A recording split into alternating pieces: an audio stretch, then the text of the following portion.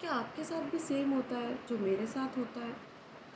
मतलब मैं अपनी बात बताती हूँ आपको कि कुछ टाइम से मैंने जो जॉब करती थी मैं, देन उसके बाद मैंने जॉब छोड़ दी।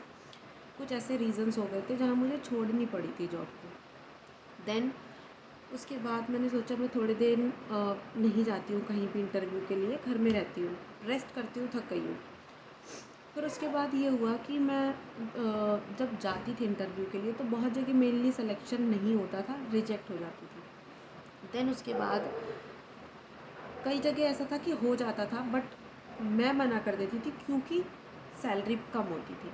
तो मेरा माइंड था कि मुझे जॉब करनी है बट सैलरी अच्छी होनी चाहिए।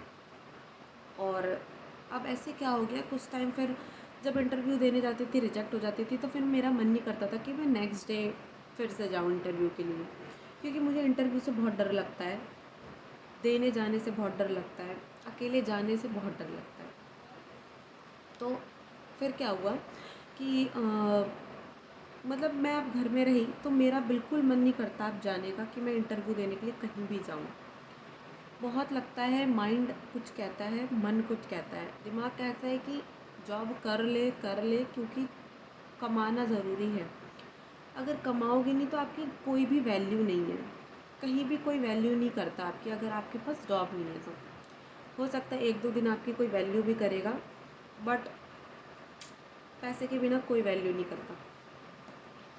मुझे ऐसा बहुत ज़्यादा डीपली फील होता है। देन उसके बाद मेरा मन कहता है, क्योंकि मुझे डर लगता है अकेले जाने से और इंटरव्यू देने जाने से, तो मेरा मन कहता है कि मत जा, चल कुछ दिन बाद चले जाइए जब तू प्रिपेयर हो।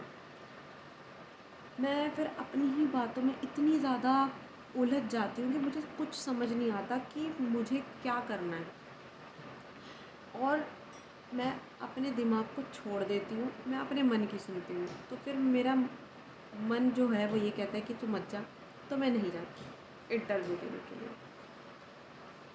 एंड मतलब मैं बहुत कंफ्यूज हो जाती हूँ, बहुत ज़्यादा कंफ्यूज हो जाती हूँ, बट फिर मैं अपने आप को मोटिवेट करती हूँ।